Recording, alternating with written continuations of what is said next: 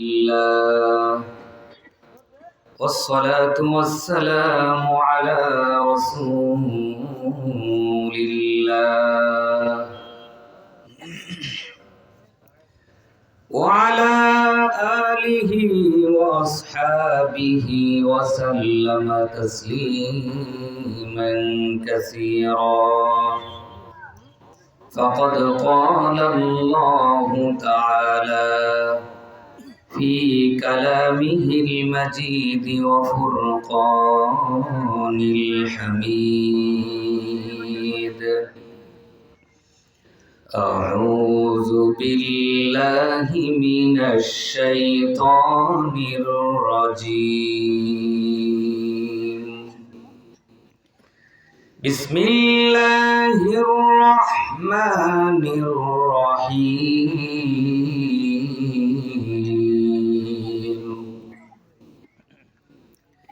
إنا نحن نزلنا الذكر وإنا له لحافظون. وقال تعالى: ألف لام را كتاب أنزلناه إليك لتخرج الناس من الظلمات إلى النور بإذن ربهم إلى صراط العزيز الحميد. وقال النبي صلى الله عليه وسلم: إن الذي ليس في جوفه شيء من القرآن كالبيت الخريب. وقال النبي صلى الله عليه وسلم: يوشك على الناس أن يأتي زمان لا يبقى من الإسلام إلا اسمه ولا يبقى من القرآن إلا رسمه مساجدهم عامرة وهي خراب من الهدى علماؤهم شر من تحت أديم السماء تخرجهم الفتنة وتعودهم إليه.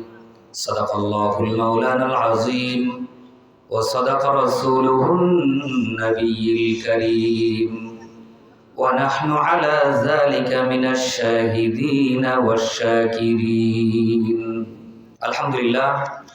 মুআজ্জাজ মুহতারাম সম্মানিত সভাপতি তথা অধ্যকার এই ঐতিহ্যবাহী চরশী হাবিরুন্নেসা হাফিজিয়া মাদ্রাসার উদ্যোগে আয়োজিত 3 দিনব্যাপী ইসলামী মহাসম্মেলনের আজকের এই প্রথম রজনীর সম্মানিত সভাপতি, আমাদের অত্যন্ত সুপরিচিত শ্রদ্ধাভাজন ব্যক্তিত্ব, প্রখ্যাত আলেমে দ্বীন জনাব হযরত মাওলানা আমিনুল ইসলাম সাহেব দামাত বারকাতুহুম, ভাইস প্রিন্সিপাল কাঞ্চনপুর ইলাহিয়া ফাজিল মাদ্রাসা টাঙ্গাইল। আজকে সহ সভাপতি হিসাবে আমরা বিজ্ঞাপনে নাম রেখেছি প্রখ্যাত ইসলামী চিন্তাবিদ হাফেজ মাওলানা ডক্টর আতিকুর রহমান সাহেব, প্রফেসর উত্তরা ইউনিভার্সিটি ঢাকা। উদ্বোধক হিসেবে উপস্থিত থাকার কথা রয়েছে জনাব অধ্যক্ষ হাফিজুর রহমান তালুকদার, সভাপতি বাংলাদেশ জাতীয়তাবাদী দল বিএনপি 12 নং তিততলা ইউনিয়ন শাখা। আজকে প্রধান অতিথি হিসেবে আসন অলঙ্কৃত করবেন বিশিষ্ট রাজনীতিবিদ জনাব অ্যাডভোকেট শাহ মোহাম্মদ ওয়ারেস আলী মামুন, সহ সাংগঠনিক সম্পাদক ময়মনসিংহ বিভাগ ও সাধারণ সম্পাদক জামালপুর জেলা বিএনপি। বিশেষ মেহমানবৃন্দ, বিশেষ অতিথিবৃন্দ, আমন্ত্রিত অতিথিবৃন্দ, বিশেষ করে আজকের আমন্ত্রিত ওলামায়ে হাজরাত,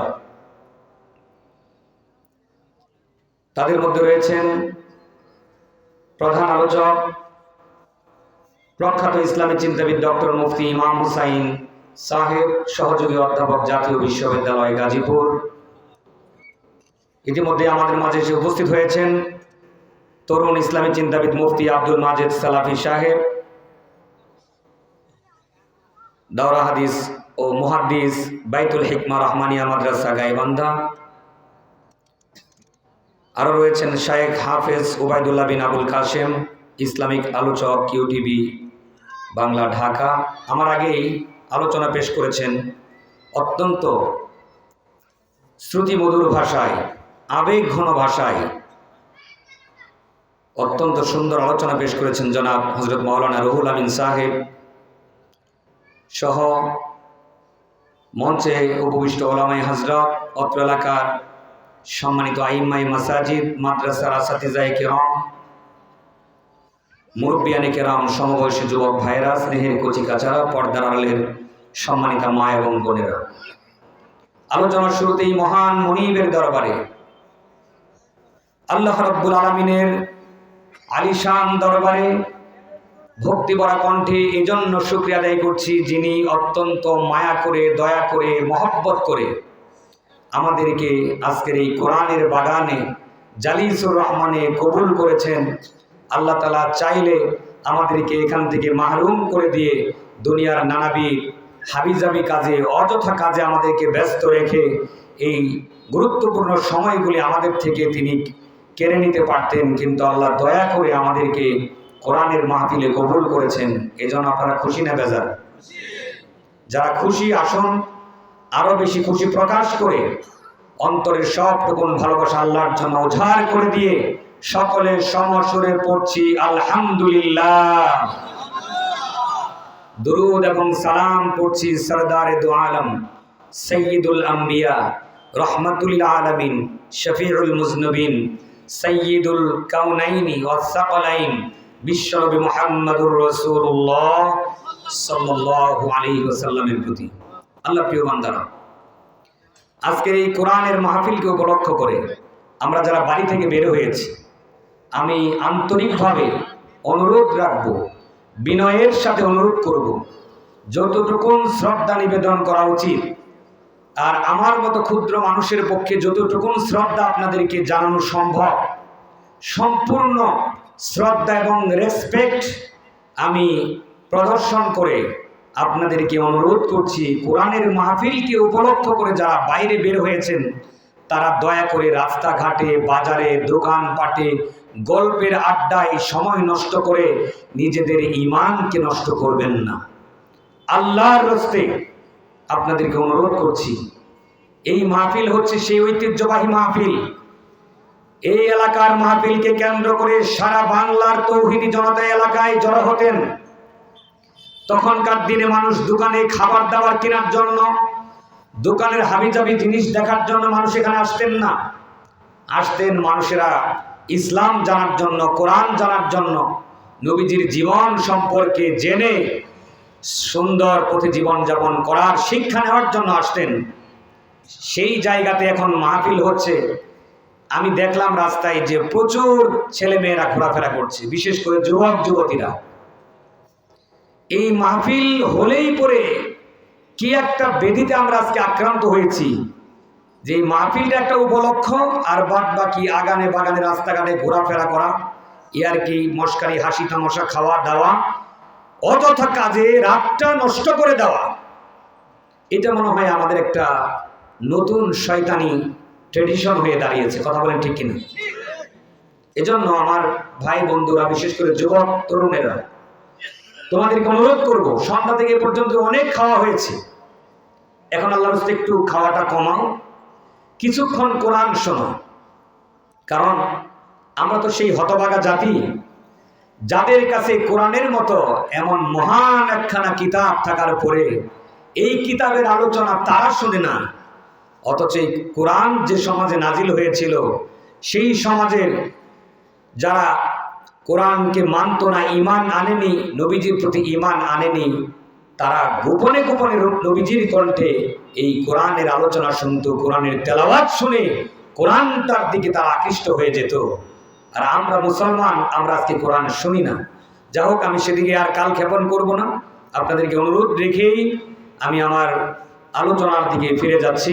আমি আশা রাখবো আপনারা এক্ষুনি যে যেখানে আছেন সকলে এসে মাহফিলের এই প্যান্ডেলকে ইনশাআল্লাহ কানায় কানায় পূর্ণ করে দিবেন, এই আশাবাদ ব্যক্ত করে আমি আমার সামান্য যতটুকুন পড়াশোনা করেছি, এলেম কালাম বলতে আমার তেমন কিছু নেই, অন্তত এরকম আলেম ওলামাদের মাহফিলে, বড় বড় আলেমদের মাহফিলে, এখানের আয়োজক জবরদস্ত আলেম, এরকম মাহফিলে কথা বলার মতো যোগ্যতা আসলেই আমার নেই। তারপরে জামিয়া কমিটি যেহেতু আমাকে দু কথা বলার সুযোগ করে দিয়েছেন, বলার জন্য তারা নির্দেশ দিয়েছেন, এজন্য আমি সামান্য কিছু কথা বলবার চেষ্টা করব। ওমা তাওফীকি ইল্লা বিল্লাহ, সুবহানাকা লা ইলমা লানা ইল্লা মা আল্লামতানা। আল্লাহর প্রিয় বান্দারা, আমি আলোচনার শুরুতে আপনাদেরকে একটু জিজ্ঞেস করতে চাই, মুসলমানরা পৃথিবীর শ্রেষ্ঠ জাতি, এই ব্যাপারে আপনাদের কোনো সন্দেহ আছে? পৃথিবীর শ্রেষ্ঠ জাতি কারা? মুসলমানেরা। জান্নাতে যাবে কারা? নাকি ইহুদিরাও যাবে, হিন্দুরাও যাবে, খ্রিস্টানরা যাবে, বৌদ্ধরা যাবে, জৈনরা যাবে, শিখেরা যাবে? আওয়াজ আস্তে আস্তে দুর্বল হয়ে গেছে। তার মানে হুজুর আমরা মনে হয় ভুল করতেছি, যে মুসলমানরাও যাবে আর আশপাশ দিয়া হিন্দু, খ্রিস্টান, বৌদ্ধ আরো যারা আছে, পৃথিবীতে তো প্রায় 4000-এর মতো ধর্ম, ওরাও কিছু কিছু করে যাবে, তাই তো নাকি? তাহলে শুধু মুসলমানরাই জান্নাতে যাবে? মারাত্মক কথা। মুসলমানরা কেন জান্নাতে যাবে?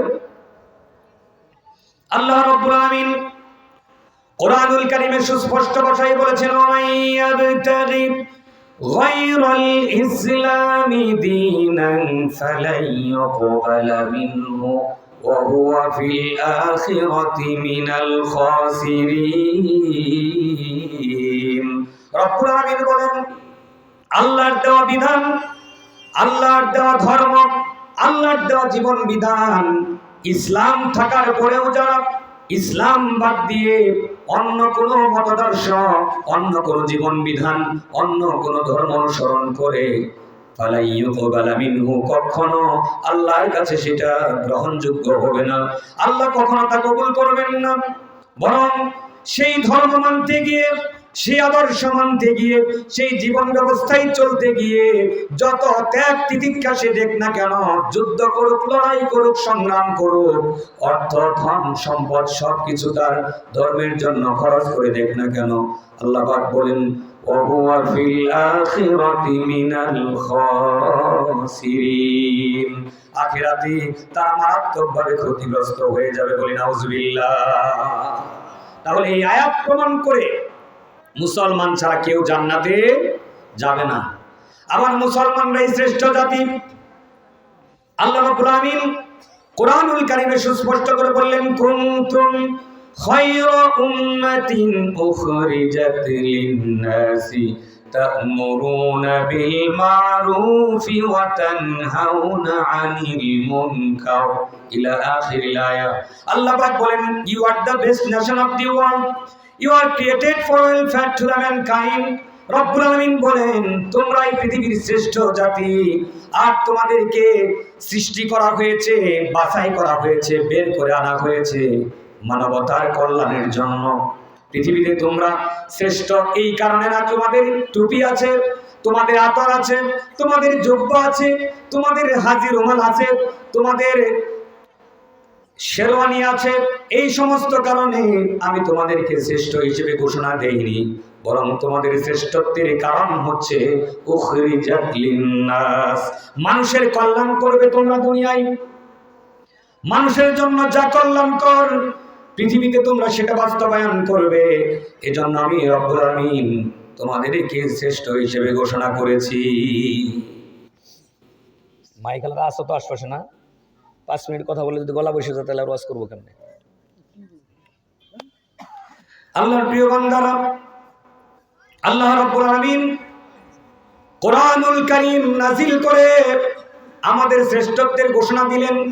তার মানে মুসলমানরাই শ্রেষ্ঠ জাতি, এই ব্যাপারে কোনো সন্দেহ নাই। এখন আপনাদেরকে জিজ্ঞেস করতে চাই, মুসলমানেরা কি কি কারণে শ্রেষ্ঠ হয়েছে, মানবতার কল্যাণ কি কি দিক থেকে তারা করেছিল, এটা আজকে আগে জানা দরকার। তারপরে আমরা যাচাই বাছাই করে দেখব আমরা শ্রেষ্ঠ জাতি কিনা। আল্লাহ বললেন, তোমরা শ্রেষ্ঠ জাতি, আর শ্রেষ্ঠত্বের কারণ হচ্ছে তোমরা মানবতার কল্যাণ করবে।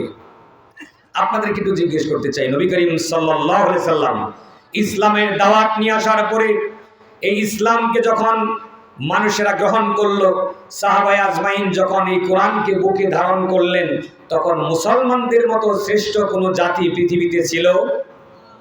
কোন দিক থেকে তারা শ্রেষ্ঠ ছিলেন? উল্টা করে প্রশ্ন করলে কোন দিক থেকে মুসলমানরা শ্রেষ্ঠ ছিল না? মুসলমানদের শ্রেষ্ঠত্ব সব জায়গায় ছিল, শুধু মুসলমানদের দালানকোঠা ছিল না, আর সব দিকে মুসলমানরা শ্রেষ্ঠ ছিল।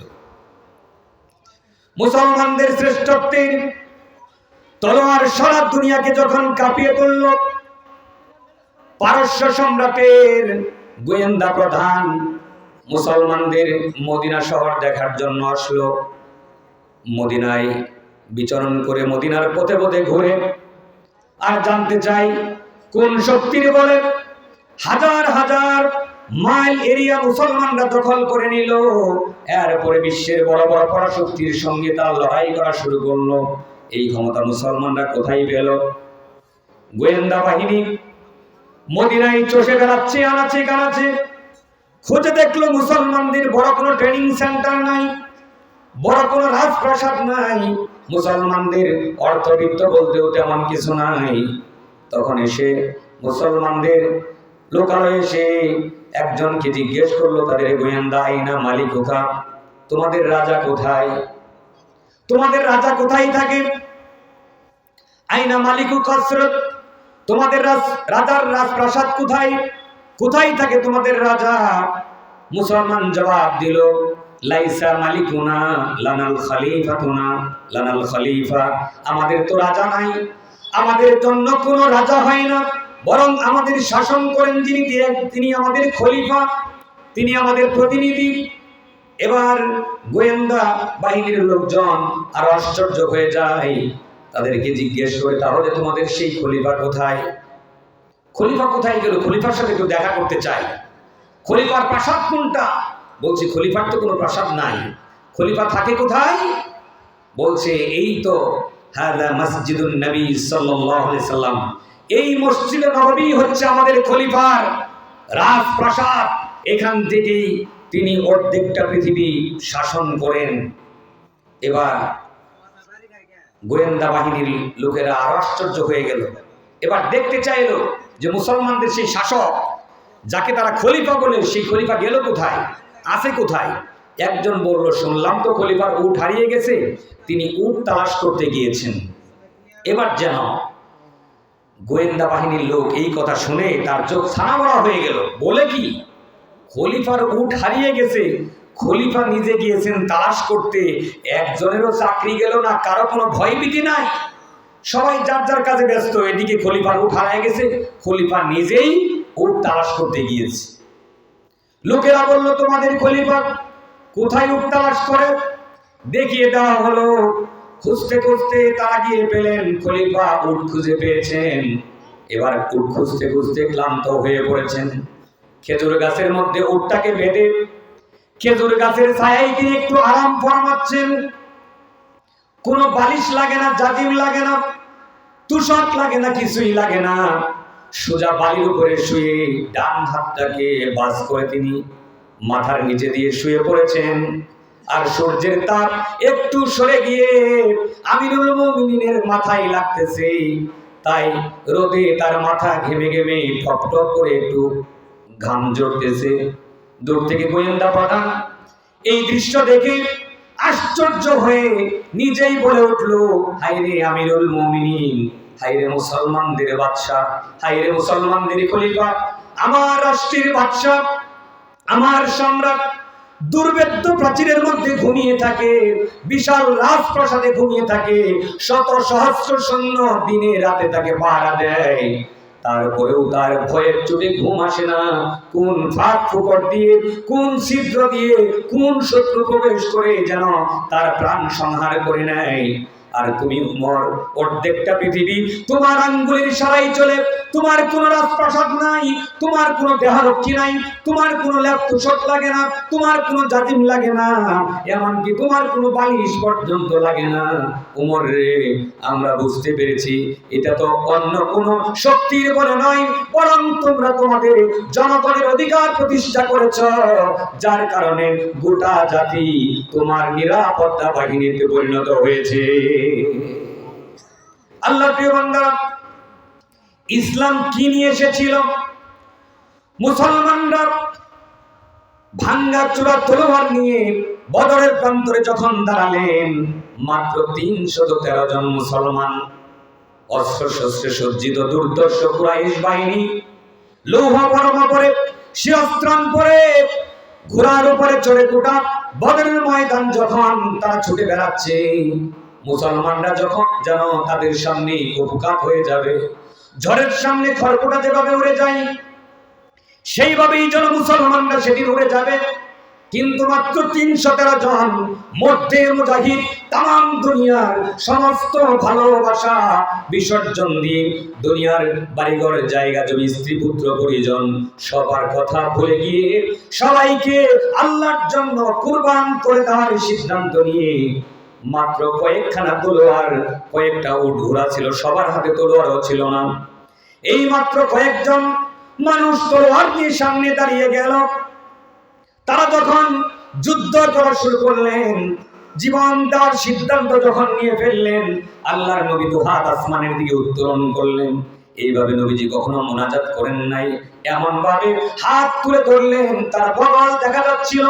আল্লাহর নবী আসমানের দিকে দুহাত তুলে বললেন, আয় আল্লাহ তাআলা, আমার এই ক্ষুদ্র বাহিনী, এই ছোট্ট মুজাহিদ বাহিনী এতদিন সংগ্রাম করে, লড়াই করে, হিজরত করে করে মদিনায় এসে আমরা একটু আশ্রয় নিয়েছিলাম, আজ তোমার কালেমার সম্মান রক্ষার জন্য, তোমার দ্বীনের সম্মান রক্ষার জন্য প্রাণটাকে হাতে করে নিয়েছে আমার এই বাহিনী বদরের প্রান্তরে হাজির হয়েছে।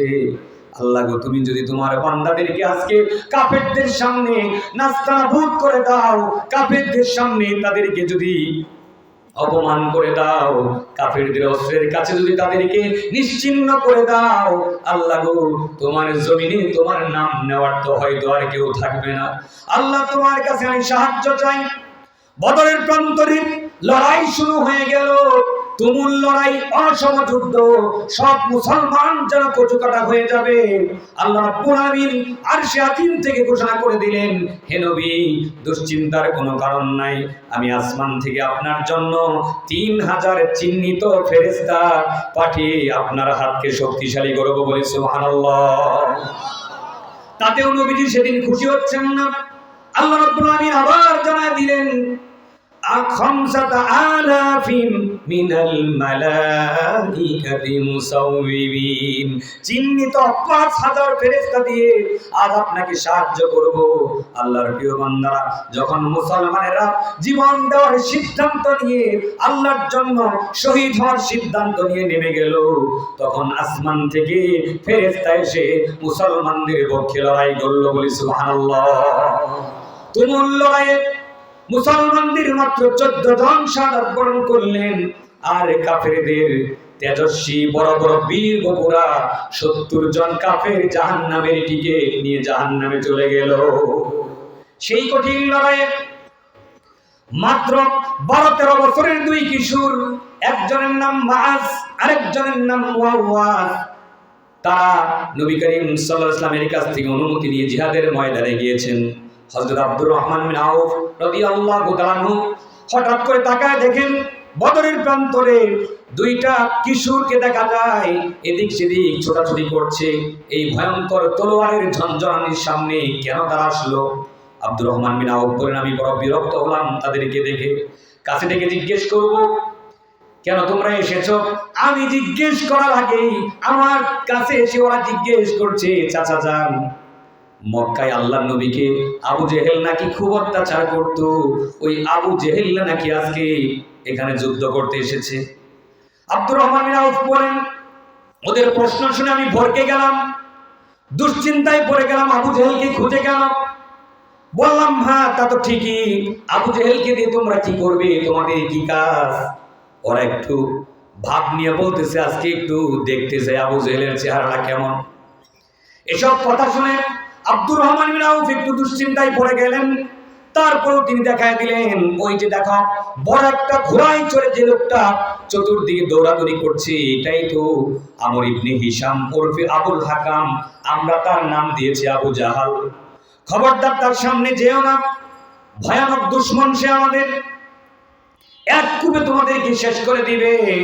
কে শুনে কার কথা? যুদ্ধ শুরু হতে না হতেই এই দুইটা কিশোর লাফিয়ে গিয়ে আবু জাহালের সামনে চলে গেল।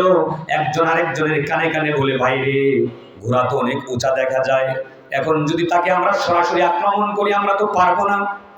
ছোট ভাই বলল, আমি ঘোড়ার পায়ের মধ্যে আঘাত করব। আবু জেহেল সামনে ঝুঁকে পড়বে, কাল বিলম্ব না করে তলোয়ার ওর ঘাড়ের মধ্যে চালায় দিবা। আল্লাহ নবীর দুশমনকে, ইসলামের দুশমনকে চিরতরে দুনিয়া থেকে বিদায় করে জাহান্নামের টিকিট ধরায় দিব বলে আল্লাহু আকবার। এই কঠিন লড়াইয়ে এই সামান্য বয়সী কিশোরেরা তলোয়ার ভাসতে ভাসতে আবু জাহালের সামনে গিয়ে একজন ঘোড়ার পায়ের মধ্যে খুব মেরে দিল। ঘোড়ার সামনে ঝুঁকে পড়ল, আবু জেহেল হাতের নাগালে চলে আসলো, আর আরেক ভাই গিয়ে সজোরে আঘাত করে আবু জেহেলের এক পাশ প্রায় দ্বিখণ্ডিত করে ফেললো। আবু জেহেলের ঘাটটা যেন প্রায় ঝুলে গেল। এই অবস্থাতেও আবু জেহেল বিরাট যুদ্ধ থামায় না, তলোয়ার চালাচ্ছে। হযরতে মুআযের হাত একটা কেটে ঝুলে পড়েছে। আব্দুর রহমান বিন আউফ রাদিয়াল্লাহু তাআলা এই দৃশ্য দেখে দৌড়ে গেলেন, তাড়াতাড়ি গিয়ে তাদেরকে সামনে নিলেন, আবু জেহেলের সঙ্গে লড়াই করলেন। আবু জেহেলের সন্তান ইকরামা, তিনি পরে মুসলমান হয়েছেন। তিনি এসে বাপের পক্ষ নিয়ে মুআযের সঙ্গে কঠিন লড়াই করলো, বা একজন শহীদ হয়ে গেল। আল্লাহর প্রিয় বান্দারা, এই কঠিন লড়াইয়ের মধ্য দিয়ে ইসলাম দুনিয়ার বুকে শিকড় গেড়েছিল। আজ আপনাদেরকে জিজ্ঞেস করতে চাই, ও মুসলমানেরা, আপনাদের ঘরে কি আজ মুআযের জন্ম হয়? আপনাদের ঘরে কি আজ মুআওয়াজের জন্ম হয়? আপনাদের ঘরে কি আজ হযরত আলীর জন্ম হয়? আপনাদের ঘরে কি আজ জাফর বিন আবু তালিবের জন্ম হয়? কি দিয়া শ্রেষ্ঠত্ব অর্জন করবেন? মুসলমানদের তো কোনো বিরাট ব্যবসা বাণিজ্য ছিল না, অস্ত্রের বড় প্রশিক্ষণ ছিল না, ধন সম্পদ বলতে তেমন কিছুই ছিল না, তাদের রাজপ্রাসাদ ছিল না। তাহলে কোন শক্তির বলে মুসলমানরা তামাম দুনিয়াকে নিজেদের পায়ের তলে শাসন করেছিলেন? কোন শক্তি দিয়ে তারা শাসন করেছিলেন সেটা আজকে একটু আবিষ্কার করে দেখা দরকার। কথা বলে ঠিক কিনা? প্রিয় হাজিরিন, আমি প্রশ্ন করেছিলাম, মুসলমানরা হচ্ছে শ্রেষ্ঠ জাতি। মুসলমানরা যখন ক্ষমতা গ্রহণ করলেন, তামাম দুনিয়ার অর্থনীতি কিভাবে চলবে মুসলমানরা তার পরিকল্পনা দিলেন। মুসলমানরা যেভাবে নির্দেশ দিলেন সেইভাবেই যাকাত, উশর, খারাজ এবং জিম্মি ট্যাক্স সবকিছুই মুসলমানদের নির্দেশনা মোতাবেক মুসলমানদের বাইতুল মালে আসতে থাকলো। মুসলমানদের অর্থনৈতিক সমস্যার সমাধান হলো। শুধু মুসলমানদেরই নয়, মুসলমানদের সমাজের সংখ্যালঘু যারা ছিল তাদের অর্থনৈতিক সমস্যার সমাধান হয়ে গেল। রাজনীতি কিভাবে চলবে এই সমাধান মুসলমানেরা দিল। সমাজ কিভাবে চলবে এর সমাধান মুসলমানেরা দিল। সংস্কৃতি কিভাবে চলবে, সমাজের মানুষেরা একজনের সাথে আরেকজন কেমন আচরণ করবে, এই সমস্ত বিধিবিধান মুসলমানরাই দিল সারা দুনিয়াতে। মুসলমানদের অনুসরণ সবাই করলো। মুসলমানরা যেদিকে পা চালালো, মুসলমানদের পায়ের আঘাতে হযরতে খালিদ বিন ওয়ালিদ রাদিয়াল্লাহু আনহুর কথা স্মরণ করে আমাদের জাতীয় কবি কি চমৎকার ভাষায় বলেছেন, খালেদ খালেদ তোমার ঘোড়ার খুরের আঘাতে মরেছে যে পিপিলিকা, মুরাজ দেখি জগৎ জুড়িয়া তাহাদেরই বিভীষিকা। ও খালেদ, কোথায় তুমি আজ ঘুমিয়ে পড়েছ? তোমাদের ঘোড়ার খুরের আঘাতে সে ভল্লুকেরা জায়গা জমি ছেড়ে আশ্রয় নিয়েছিল জঙ্গলে, আজ তাদের বিভীষিকায় গোটা দুনিয়ার মুসলমান যেন থরথর করে কাঁপে।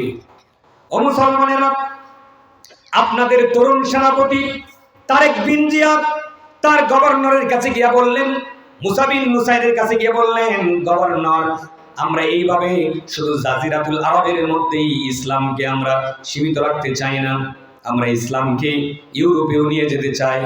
বললেন, কি করতে চাও? আমাদের তো এত শক্তি নাই, জাহাজ নাই, সৈন্য সংখ্যা অত নাই, এই বিরাট সাগর কিভাবে তুমি পাড়ি দিবে? তারেক বিন জিয়াদ বললেন, গভর্নর আপনি অনুমতি দেন, বাকিটা আমি সামলে নিব। মাত্র ৩,৫০০ থেকে ৪,০০০ সৈন্য নিয়ে তারেক বিন জিয়াদ স্পেনের দিকে রওনা দিলেন, ভূমধ্য সাগর পাড়ি দিলেন। প্রচন্ড উত্তাল ঢেউ পাড়ি দেওয়ার জন্য সামান্য কয়েকটা ডিঙ্গি নৌকা নিয়ে রওনা দিলেন। এই বিরাট সফরে বারবার মৃত্যুর ঝুঁকি নিলেন, বিরাট বিরাট ঢেউ সামলালেন। কোন ভয়ভীতি যারা তাদেরকে আজ করতে পারল না, কয়েকদিন খেয়ে না খেয়ে টানা মাসব্যাপী সফর করে তারা যখন স্পেনের উপকূলে পৌঁছে গেলেন, সেনাপতি উপকূলে উঠে তার সৈন্যদেরকে বললেন, সব জাহাজগুলি টেনে টেনে তোমরা তীরে উঠাও। জাহাজগুলি সব সাগর থেকে উঠানো হলো, নৌকাগুলি সব উঠানো হলো। আজকের দিনের মতো এত দামি দামি, এত ভারী ভারী, এত এত প্রোটেক্টেড জাহাজ ছিল না, এত নিরাপদ জাহাজ তখন ছিল না। সামান্য কাঠের নৌকা, সেগুলিকে টেনে টেনে উঠানো হলো। এবার সেনাপতি নির্দেশ দিলেন, তোমাদের আগুন জ্বালিয়ে সব নৌকাগুলি তোমরা পুড়ে ছাই করে দাও। লোকেরা জিজ্ঞেস করলো, সেনাপতি আমরা যে নৌকা পুড়িয়ে দিয়ে আবার দেশে যাব কিভাবে? সেনাপতি বললেন, তারেক বিন জিয়াদ বললেন, মুসলমান কখনো পিছনে ফিরে যায় না। আমরা হয় স্পেনের বুকে জিহাদ করতে করতে কালেমার পতাকা উড্ডীন করে কর্ডোবায় আমরা ইসলামী শাসন প্রতিষ্ঠা করব, অন্যথায় বুকের তাজা রক্ত ফেলে দিয়ে এই জমিনকে উর্বর করে শহীদ হয়ে যাব, আমাদের দেশে আর কোনোদিন ফিরে যাব না। ও মুসলমানেরা, কোন ইমানের বলে তাম দুনিয়ায় মুসলমানরা রাজত্ব করেছিল, সেই ইতিহাস আমরা ভুলে গিয়েছি।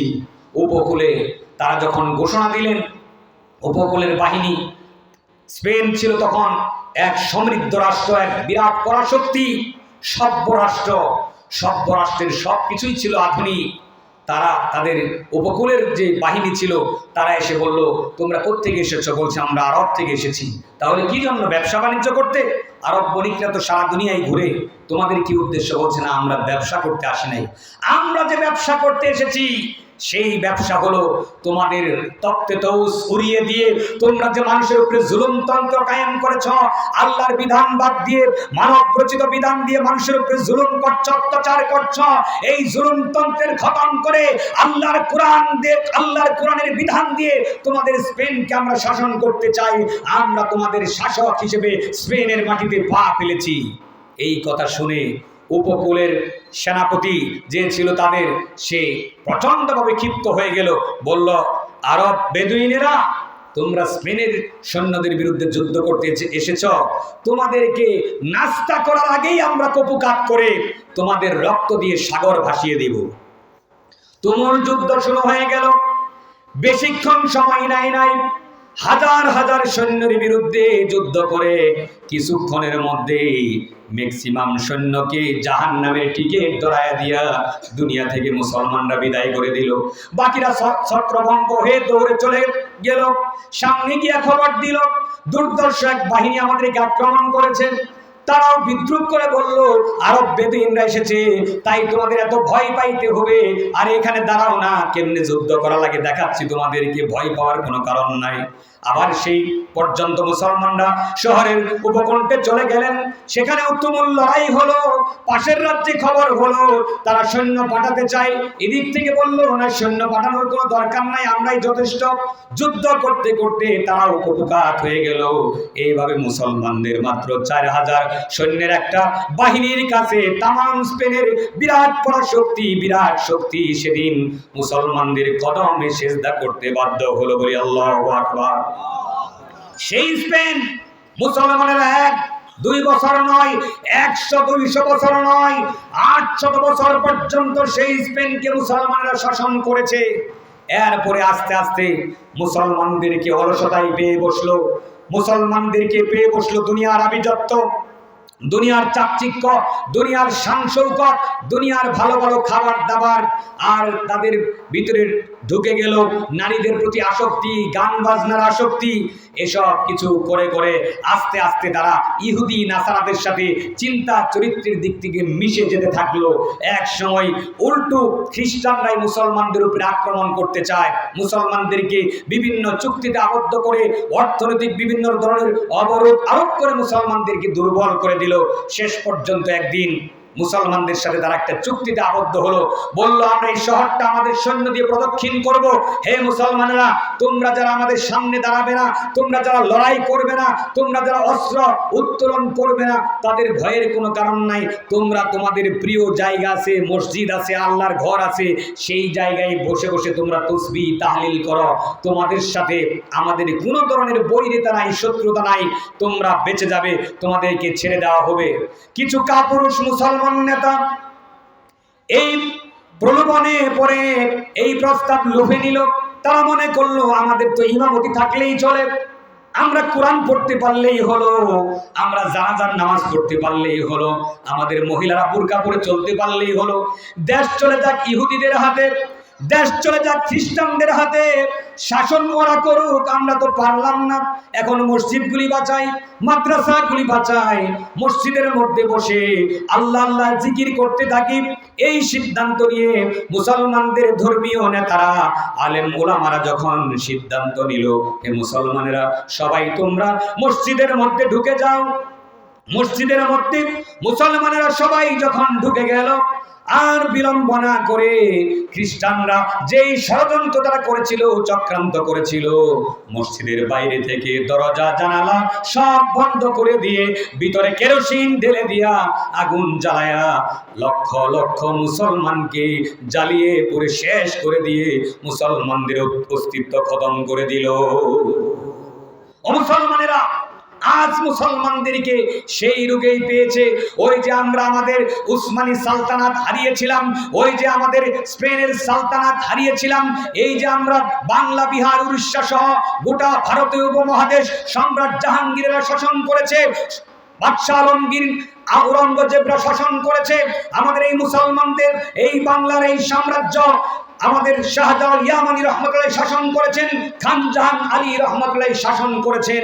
সেই শৌর্য, বীর্য, নেতৃত্ব সেগুলি আভিজাত্য হারিয়ে আজ আমরা ইসলামকে মসজিদের কোনায় ঢুকিয়ে দিয়েছি, আর গোটা দেশকে সুদখোর ঘুষখোরের হাতে ছেড়ে দিয়েছি। ব্যাংক চলে সুদের ভিত্তিতে, অর্থনীতি চলে সুদ দিয়া, দরবার সালিশ এমনকি আদালত পর্যন্ত ঘুষের ভিত্তিতে চলে। দেশের ভিতরে মুসলমানদের সমাজে পর্দা পুশিদার কোনো বালাই নাই। ইসলাম মানলেও চলে, না মানলেও চলে। ইসলাম মানলে একটু ঝামেলা, না মানলে খোলামেলা, তার কোনো ঝামেলা নাই, তার কোনো ঝক্কি নাই। কেউ বুরকা পরলে তাকে বিভিন্ন জায়গায় হেনস্থা করা হয়, কেউ পাগড়ি মাথায় দিলে হেনস্থা করা হয়, লম্বা দাড়ি রাখলে হেনস্থা করা হয়। জুব্বা গায়ে দিয়া ইন্টারভিউ বোর্ডে গেলে, ভাইবা বোর্ডে গেলে তাকে জিজ্ঞেস করা হয় কোন সংগঠন করো, কোন দল করো, কোন মাদ্রাসায় পড়েছ, কার উত্তরসূরি হয়েছ, নানান রকমের ট্রেনিং দিয়ে জিজ্ঞেস করা হয়। কিন্তু যারা দাঁড়িয়ে রাখে না, যারা মুখ রাখে না, ইসলামী লেবাস পরে না, যেই সমস্ত মেয়েরা বুরকা পরে না, এমনকি অশালীন পোশাক পরে ভাইবা বোর্ডে যায়, তাদেরকেই প্রাধান্য দিয়ে সরকারের বিভিন্ন জায়গায় একটি মুসলিম অধ্যুষিত জনপদ বাংলাদেশে সব জায়গায় তাদেরকে মাথায় তুলে রাখা হয়। এমনকি মুসলমান যোগ্য ছেলেদেরকে বাদ দিয়ে শত শত সচিবদেরকে, উপসচিব, সচিব এবং যুগ্ম সচিব পদে হিন্দুদেরকে বিভিন্ন পদে আসীন করে মুসলমানদের দেশে মুসলমানদেরকে নাস্তানাবুদ করার আয়োজন করা হয়েছে। কথা বলেন ঠিক কিনা? মুসলমানেরা, আমরা বলছি আমরা শ্রেষ্ঠ জাতি। আল্লাহ বানিয়েছেন কুনতুম খায়রা উম্মাতিন উখরিজাত লিন-নাস। ও মুসলমানরা, তোমরাই পৃথিবীর শ্রেষ্ঠ জাতি। তোমাদেরকে সৃষ্টি করা হয়েছে, বের করে আনা হয়েছে মানুষের কল্যাণ করার জন্য। আর কল্যাণ আমরা করব কোন দিক দিয়ে, সেটাও আল্লাহ সুবহানাহু ওয়া তাআলা কোরআনুল কারীমে পরিষ্কার ভাষায় বলেছেন। আল্লাহ বলেছেন তা'মুরুনা বিল মারুফ ওয়া তানহাউনা আনিল মুনকার। তোমরা সৎ কাজে আদেশ দিবে, অসৎ কাজে বাধা প্রদান করবে। ও মুসলমানেরা, সৎ কাজে আদেশ দেওয়া মানে তোমরা সালাত আদায় করো, সৎ কাজে আদেশ দেওয়া মানে যাকাত ভিত্তিক অর্থ ব্যবস্থা কায়েম করো।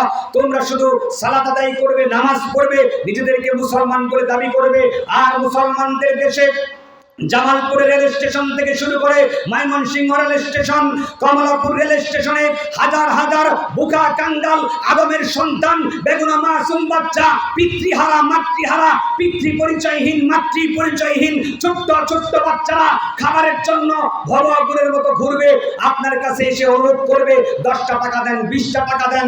আর এই দেশের এমপি, মন্ত্রী, সচিব, সরকারি চাকরিজীবীর ছেলেরা আলিশান বাড়ি গাড়িতে থাকবে, সুখের পেয়ালা ভোগের পেয়ালা উপচে পড়বে, আবার বেতন ভাতা বাড়ানোর জন্য রাস্তায় রাস্তায় মিছিল হবে, আন্দোলন হবে, সংগ্রাম হবে।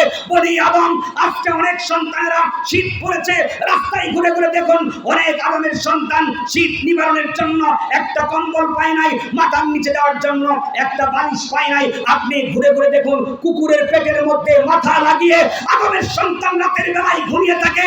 এই ধরনের সমাজ ব্যবস্থায়, এই ধরনের অর্থ ব্যবস্থায় তাহাজ্জুদ গুজারের ইমাম থাকতে পারে না, নামাজের ইমাম থাকতে পারে না, হাজির হজ হতে পারে না। কথা বলেন ঠিক কিনা? ও মুসলমানেরা, আল্লাহ বলেছেন তা'মুরুনা বিল মারুফ, সৎ কাজে আদেশ দাও। সৎ কাজে আদেশ দাও মানে তোমরা এমন স্কুল কলেজ বানাও যেই জায়গায় কোরআন শেখানো হবে, যেই জায়গায় নামাজ শেখানো হবে, যেই জায়গায় বিয়াদব ছেলে মেয়ে তৈরি হবে না, যেই স্কুল কলেজের আঙ্গিনায় মদ গাঁজা খাওয়া হবে না, যেই স্কুল কলেজের ভিতরে ছেলে মেয়েরা একাকার হয়ে একজন আরেকজনের গায়ের গন্ধ শুকে নিজেরা তাদের দিকে প্রলুব্ধ হয়ে চরিত্র নষ্ট করবে না, এমন ধরনের স্কুল কলেজ বিদ্যালয় প্রতিষ্ঠা করা যা করেছিলেন মুহাম্মদুর রাসূলুল্লাহ সাল্লাল্লাহু আলাইহি ওয়াসাল্লাম। কথা বলেন ঠিক কিনা? আল্লাহর প্রিয় বান্দারা, আজকে আপনাদের বড় বড় বিশ্ববিদ্যালয় আছে, জেলায় জেলায় আজ বিশ্ববিদ্যালয় হয়ে গেছে, কিন্তু এত বড় বড় বিশ্ববিদ্যালয় দিয়ে আমরা আজকে কি তৈরি করতেছি? আমরা বিসিএস ক্যাডার বানাই, দুদকের কর্মকর্তা বানাই, আমরা ইনকাম ট্যাক্সের কর্মকর্তা বানাই, রাজস্ব বোর্ডের আমরা কর্মকর্তা বানাই, বড় বড় অফিসার বানাই, কিন্তু তাদের আমলনামা দেখলে শয়তান ভয় পেয়ে যায়। আপনি এরকম অফিসার খুঁজে পাইলে আপনার কপাল ভালো, যে ঘুষ না খেয়ে চাকরি করেন। আপনি এত বড় বড় চাকরি দিলেন, কিন্তু চরিত্র তো ঠিক করে দিলেন না। চরিত্র ঠিক না করে দেওয়ার কারণে ওই বিসিএস ক্যাডার মনে করেছে আমার দায়িত্ব হচ্ছে বেশি বেশি টাকা কামাই করা, বউ পোলাপান নিয়ে, শ্বশুর বাড়ির লোকজন নিয়ে আরামায়েশ করা, ভোগ বিলাসিতা করা, এটাই সে বুঝেছে। কিন্তু আপনি যদি আপনার স্কুলে, আপনার কলেজে, আপনার বিশ্ববিদ্যালয়ে ছেলে মেয়েদেরকে জাহান্নামের আগুনের কথা বলে দিতেন, হযরত ওমর যে জাতি তৈরি করেছিলেন, রাখালেরা পর্যন্ত আমানতদার হয়ে গিয়েছিল, গোয়ালেরা পর্যন্ত আমানতদার হয়ে গিয়েছিল। আপনারা তো ঘটনা জানেন, রাতের বেলায় দুধ দহন করে ভোর রাতে মা মেয়েকে বলছিল আজ তো দুধ কম হয়েছে, একটু পানি মিশিয়ে দাও, বাজারে বিক্রি করা লাগবে, দুধের পরিমাণ এত কম হলে তো বাজারের টাকা হবে না। মেয়ে মাকে বলছিল মা, হযরত ওমর জানলে কিন্তু আমাদের উপায় থাকবে না। মা বলছে এখন তো ওমর আসে নাই, ওমরের সামনে গিয়ে তো আমরা দুধে পানি মিশাচ্ছি না। আমার বাবাদের, আমার ভাইয়েরা, তখনকার দিনে তো আর ল্যাক্টোমিটার ছিল না। দুধ পরীক্ষা করে, ল্যাকটিক অ্যাসিড পরীক্ষা করে দুধ 1 নাম্বার না 2 নম্বর দেখার মতো তো যন্ত্রপাতি ছিল না। কথা বলেন ঠিক কিনা? তাহলে দুধে পানি মেশাইলেই বাজারে ধরা পড়বে এমন খুব একটা আশঙ্কাও ছিল না।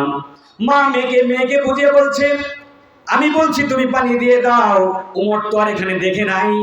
কিন্তু মেয়ে জবাব দিচ্ছে, মা আল্লাহ ইজ এভরিহোয়ার, আল্লাহ তো সবখানেই দেখেন, আল্লাহ তো সবার কথাই শুনেন, আল্লাহ তো সবকিছুই রেকর্ড করেন। ওমর না দেখলেও ওমরের মালিক আল্লাহ তো ঠিকই দেখতেছেন। বলি সুবহানাল্লাহ। সেই জাতি তৈরি করেছিলেন হযরত ওমর। ইসলাম যে জাতি তৈরি করেছিল, সেটা তৈরি করেছিল ইসলাম কোরআন দিয়ে। হযরত আবু বকর রাদিয়াল্লাহু আনহু ক্ষমতায় ছিলেন, ঘটনা আপনারা জানেন, ছোট্ট করে বলি। হযরত ওমর প্রধান বিচারপতির দায়িত্ব দিলেন, হযরত আবু বকর প্রধান বিচারপতির দায়িত্ব দিলেন। ওমর বিন খাত্তাব রাদিয়াল্লাহু আনহুকে 1 বছর তিনি দায়িত্ব পালন করলেন। 1 বছর পরে তিনি হযরত আবু বকরের দরবারে গিয়ে কাচুমাচু হয়ে বলছেন, আমিরুল মুমিনিন, দয়া করে আমার এই চাকরি থেকে একটু অব্যাহতি দেন, আমি অন্য একটা কাজকর্ম করি, আমার আর বসে থাকতে ভালো লাগে না। বলছে ওমর, আপনি যদি এই চাকরি ছেড়ে দেন, বিচার ফায়সালা কে করবে? সমাজের সালিশ দরবার কে মিটাবে? জনগণের মধ্যে ঝগড়া ফাসাদ হয়, এগুলির সমাধান কে করবে? হযরত ওমর বললেন, ও খলিফা, দুঃখের কথা আপনারে কি বলবো, 1 বছর ধরে আমি অপেক্ষা করছি।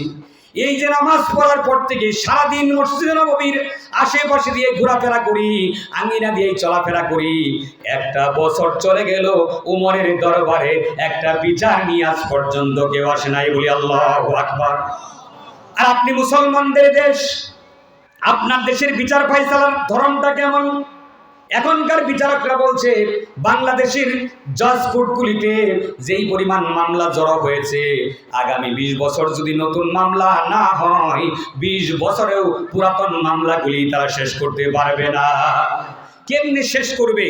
একজন ছাত্রের বিরুদ্ধে, একজন নামাজি দিনদার ইসলামী আন্দোলনের কর্মীর বিরুদ্ধেই মামলা হয়ে গেছিল 1000।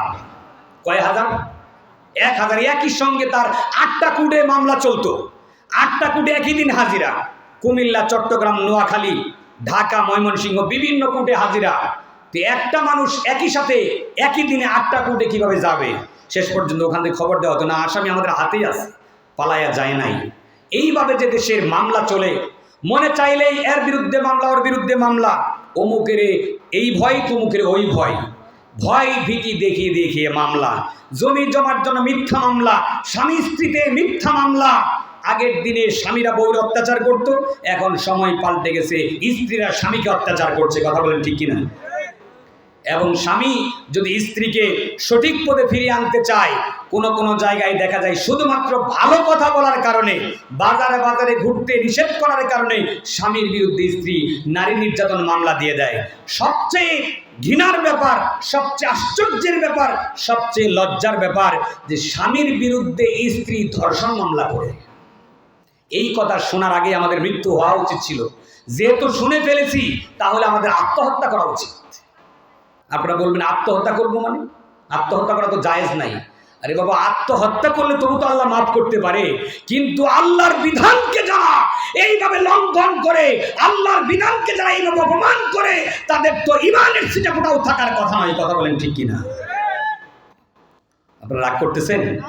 একটু বিবেককে প্রশ্ন করুন, কোথায় আছেন আপনারা? আমরা ছিলাম কোথায় আর এসেছি কোথায়? আজ আমাদেরকে বলা হয় যে মুসলমানদের মসজিদে যে ইমাম সাহেবের বেতন থাকবে কেন? আমি বলছি কথা ঠিক, ইমাম সাহেবরে আপনারা বেতন দিবেন না। তো তারা জিজ্ঞেস করে ইমাম সাহেবের বেতন না দিলে তো নামাজ পড়াবে কারা? আমি বললাম যে নামাজ যারা পড়ানোর কথা তারা নামাজ পড়াইলেই তো আর ইমামের বেতন দেওয়া লাগে না। আপনারা বলুন তো, আমরা তো জানি কুল্লু মুহদাসাতিন বিদআহ, কুল্লু বিদআতিন দালালাহ, কুল্লু দালালাতিন ফিন্নার। প্রত্যেক নতুন জিনিস বিদআত, প্রত্যেক বেদাতটাই হচ্ছে পথভ্রষ্টতা, আর প্রত্যেক পথভ্রষ্টতাই আমাদেরকে জাহান্নামে নিয়ে যাবে। কথা বলেন ঠিক কিনা? আপনারা বলুন তো, সাহাবায়ে আজমাইন শুধুমাত্র মসজিদে নামাজ পড়ায় কি বেতন নিতেন, নাকি তারা সমাজ পরিচালনা করতেন? বুঝে শুনে জবাব দিবেন। সাহাবীরা কি শুধু মসজিদে ইমামতি করে বেতন নিতেন, না সমাজ পরিচালনা করতেন? তাহলে এখন কি ইমামদের কথা সমাজে চলে? ইমামদের কথাই কি বিচার ফাইসালা হয়? আর ইমামের কথাই তো বিয়ে শাদী পর্যন্ত হয় না। ইমাম সাহেব বলছে যে ভাই, আপনার মেয়েটার কেমন কেমন চলাফেরা, বয়স তো 16 বছর হয়ে গেল, বিয়ে শাদী দিয়ে দেন, ভালো একটা ছেলে আমি জোটাইছি। এরপরে ইমাম সাহেবের কথাই বিয়ের একটা আয়োজন মোটামুটি করা হলো। মেয়ের বাবা বলছে আমার মেয়ের বয়স তো 18 বছর হয় নাই, এটা জানাজানি হলে ঝামেলা হবে, চলেন একটু গুপে সুপি করে ফেলি। বলছে ঠিক আছে, অনুষ্ঠান করা দরকার নাই, একটু গুপে সুপে দুই পক্ষের কিছু লোকজন নিয়ে আমরা এই বিয়ে শাদীর বিষয়টা মিটিয়ে দিই। তো ইমাম সাহেবের নেতৃত্বে বিয়ে হচ্ছে। হঠাৎ আমাদের সমাজের যারা কল্যাণকামী, সমাজের যারা ভালো চায়, সমাজপতি, সুশীল সমাজের লোক যারা, তারা খবর দিয়েছে টিউনো অফিসে, টিউনো সাহেব মারাত্মক অবস্থা আমাদের এলাকায়। কি হয়েছে? হাই হাই, রাষ্ট্রীয় আইন বিরোধী কাজ হচ্ছে, রাষ্ট্র বিরোধী কাজ। তো তাই নাকি? কি হচ্ছে? বাল্য বিবাহ হচ্ছে। তো এখন কি টিউনো সাহেবের আর মনে করেন অবস্থা খারাপ হয়ে গেছে। টিউনো সাহেবের পায়ের রক্ত মাথায় উঠে গেছে, রাষ্ট্র বিরোধী কাজ হচ্ছে। এটা কি মেনে নেওয়া যায়? টিউনো সাহেব র্যাব অফিসে খবর দিয়েছে, পুলিশকে খবর দিয়েছে। এখন এলাকায় যুদ্ধ অবস্থা, রেড অ্যালার্ট জারি করে টিউনো সাহেব বাহিনী নিয়ে শা করে আসছে। এসে বাড়ি হানা দিল, হানা দিয়ে শেষ পর্যন্ত যাদেরকে পাইল, ছেলের বাবা, মেয়ের বাবা, ছেলে সহ সবারই ধরলো, দৈরা 14 শিখে ভরার আয়োজন। এবার মেয়েকে টিউনো সাহেব গিয়ে বলতেছে যে মা, তোমার বয়স কত? বলছে 16 বছর। আর এই বয়সে তোমার বিয়ে শাদী? তোমার কি বিয়ের বয়স হয়েছে? এখনই তোমার বিয়ে শাদী কি দরকার?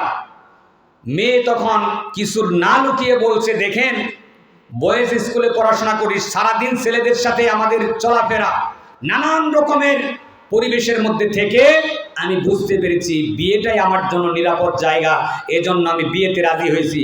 এবার মহিলা টিএনু অত্যন্ত ভদ্র সভ্য, সে মাথায় হাত দিয়ে বলছে, মা এই বয়সটা তো প্রেম করার, প্রেম টেম করবা, পার্কে পার্কে ঘুরবা, বিয়ে শাদীর কি দরকার? ও মুসলমানরা, আপনাদেরকে জিজ্ঞেস করতে চাই, এই বাংলাদেশে কি আলেম উলামা হাফেজে কোরআন হাজী সাহেবের অভাব পড়েছে? অভাব আছে কোনো? তাহলে এত হাজী সাহেব, এত আলেম উলামা, এত পীর মুর্শিদ, এত আউলিয়া উলিয়া, এত আলেম মুজাহিদের দেশে সরকারি চাকরি করা একজন অফিসারে এত বড় কোরআন বিরোধী কথা বলার পরে তার চাকরি থাকে, তার কোনো শাস্তি হয় না।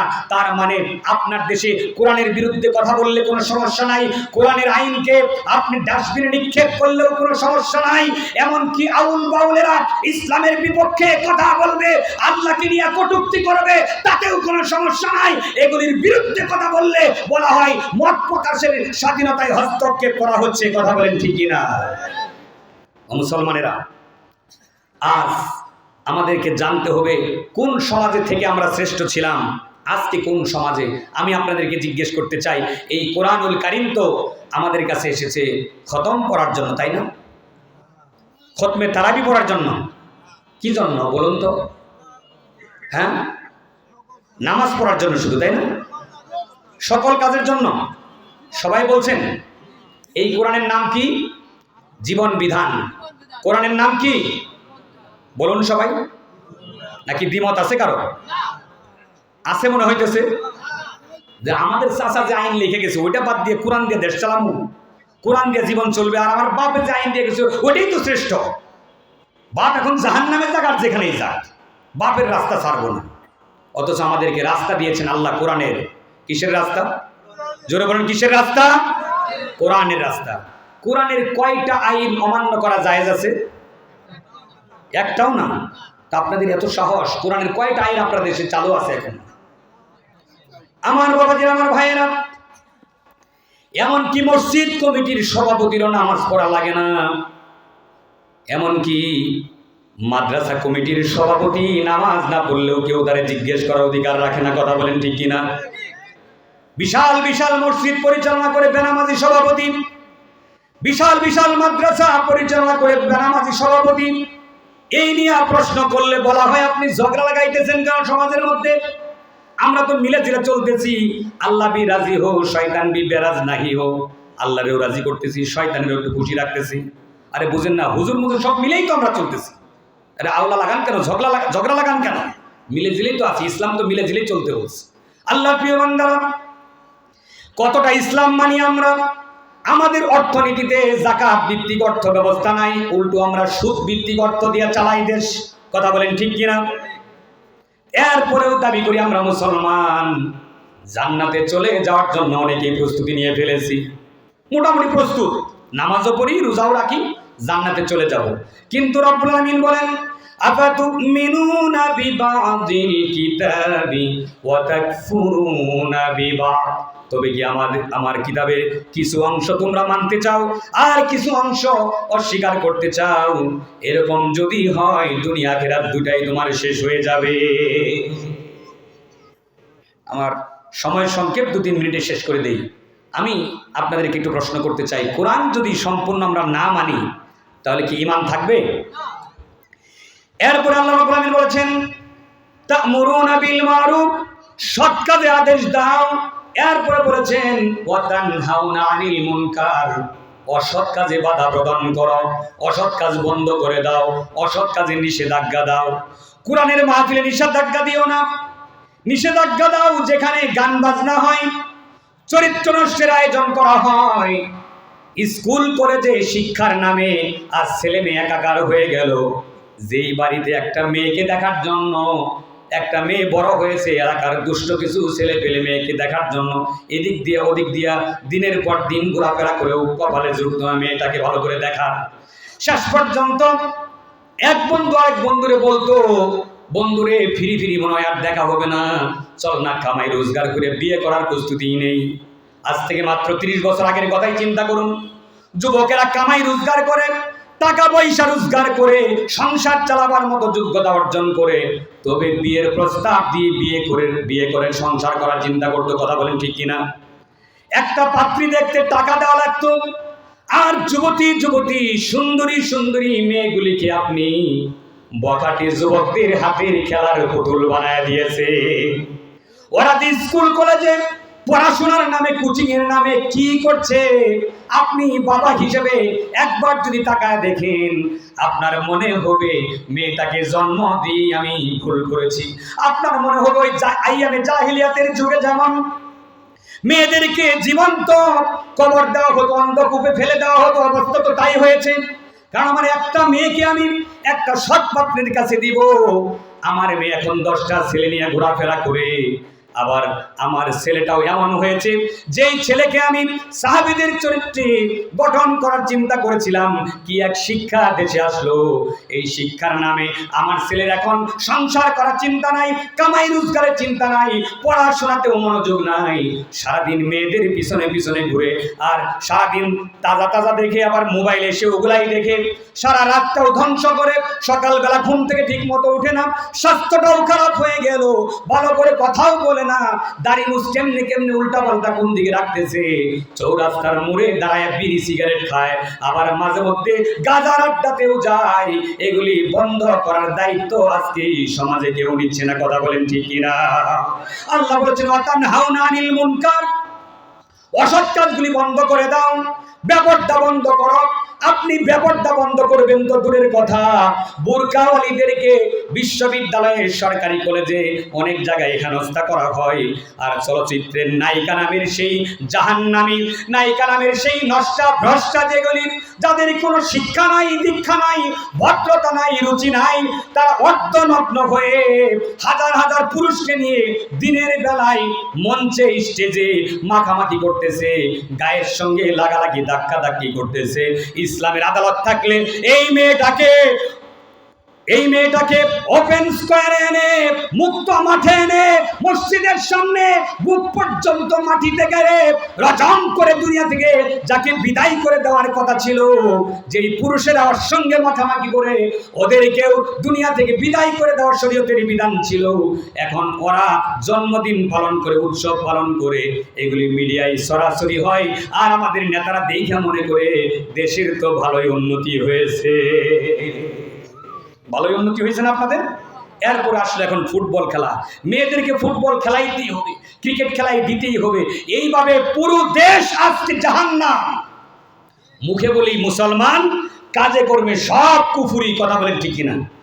নাকি ভুল বললাম? মুখে বলি মুসলমান, কাজে কর্মে সব কুফুরি, নাকি এগুলো ভালো কাজ? আপনারা ভয় পেয়ে গেলেন যে হুজুর যে ওয়াজ করলেন আমরা তো ঝামেলায় ফেলাই দিলেন। আপনি তো ওয়াজ করে যাবেন গিয়ে, পুলিশ তো ধরবো আমাদের। শোনেন, পুলিশে ধরার দিন চলে গেছে। যখন পুলিশে ধরার দিন ছিল তখনই আমরা কণ্ঠ ক্ষীণ করি নাই, আমাদের কণ্ঠকে কেউ স্তব্ধ করতে পারে নাই। আল্লাহর এই জমিনে কারো রক্ত চক্ষুকে আমরা পরোয়া করি না, সব শক্তি রক্ত চক্ষুকে উপেক্ষা করে কোরআনের কথা চলবেই চলবে। কথা বলেন ঠিক কিনা? আমরা আছেন কোরআনের সাথে, আছেন ইসলামের সাথে, তাহলে আগামী দিনে দেখা হবে এই বাংলাদেশকে আবার শাহজালাল ইয়ামানির বাংলাদেশ বানানোর জন্য, খান জাহান আলীর বাংলাদেশ বানানোর জন্য, অপরাধ মুক্ত বাংলাদেশ বানাবার জন্য, চুরি ডাকাতি ছিনতাই মুক্ত বাংলাদেশ বানাবার জন্য, দুর্নীতি মুক্ত বাংলাদেশ বানাবার জন্য একটি সুযোগ এসেছে। এই সুযোগে সমস্ত তাওহীদবাদী একত্রিত হয়ে বাংলাদেশে এই সিদ্ধান্ত গ্রহণ করতে হবে, আগামী দিনে রাষ্ট্র ক্ষমতায় যারাই যেতে চায় তাদেরকে নামাজি হতে হবে, দিনদার হতে হবে, ইসলামপন্থী হতে হবে। এর বিকল্প সিদ্ধান্ত নেওয়া মুসলমানদের পক্ষে সম্ভব নয়। কথা বলেন ঠিক কিনা? আপনারা ঠিক বলেন, তকবীর দিতে পারলেন না। ইমানের এই যদি জোশ হয়, বক্তারা চিৎকার করে মরে যাবে, শহীদ হয়ে যাবে, কিন্তু ইমানের বাতি জ্বলবে না।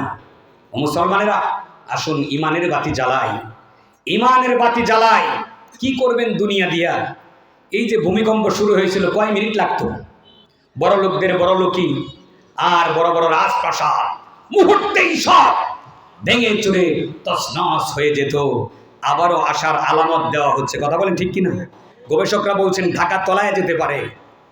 এই ঢাকা রক্ষা করার জন্য বৈজ্ঞানিক পরিকল্পনা দিয়ে সম্ভব নয়, বরং অশ্লীলতা, অপরাধ, দুর্নীতি মুক্ত করার মাধ্যমেই আল্লাহর সাহায্য আসতে পারে। না হলে আমরা ধ্বংস হয়েই যাব। আর যদি ভূমিকম্পে ধ্বংস নাও হই, কিয়ামতের কঠিন আদালত আমাদের জন্য অপেক্ষা করছে। কথা বলেন ঠিক কিনা? সেই আদালতে আপনারা মুক্তি পেতে চান? সবাই মুক্তি পেতে চান? তাহলে কি করতে হবে? কোরআন দিয়ে আমাদের সব চালাইতে হবে। শুধু দেশ না, আমরা শুধু দেশের কথা বলি, নামাজ পড়ি না, তাহলে তো হবে না। কোরআন দিয়ে ব্যক্তি, পরিবার, সমাজ, রাষ্ট্র সব চলবে। সেই পথে আমাদের সবাইকে এগিয়ে আসতে হবে। আমরা সকলে রাজি আছি তো ইনশাআল্লাহ? আল্লাহ পাক আমাদের সকলকে সেই তৌফিক এনায়েত করুন। সম্মানিত হাজিরিন, এটা হচ্ছে আলেম ওলামাদের মাহফিল। অনেক আলেম ওলামা এসেছেন, বিজ্ঞাপনে ঘোষিত আলেম ছাড়া অনেক আলেম ওলামা এসেছেন। তাদেরকে কিছুক্ষণ করে সময় দিলেও ফজর পর্যন্ত চলে যাবে। আমি আসলে সময় একটু বেশি নিয়ে ফেলেছি, তো এই জন্য দুঃখ প্রকাশ করছি। আমার ভাঙাচোর আলোচনা যারা মনোযোগ দিয়ে শুনলেন, ধৈর্য ধরে, তাদেরকে অভিনন্দন জানাচ্ছি।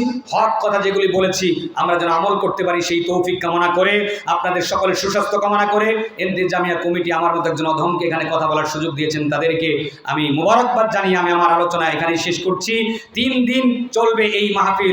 আপনারা এই তিনটা দিনই দোকানপাট এবং দুনিয়াবি কাজকর্ম কমিয়ে দিয়ে আল্লাহর এই মাহফিলকে গুরুত্ব দিবেন, এই উদাত্ত আহ্বান জানিয়ে আমি আমার আলোচনা এখানে শেষ করছি। ওয়া আলাইনা ইল্লাল বালাগ। আসসালামু আলাইকুম ওয়া রাহমাতুল্লাহ।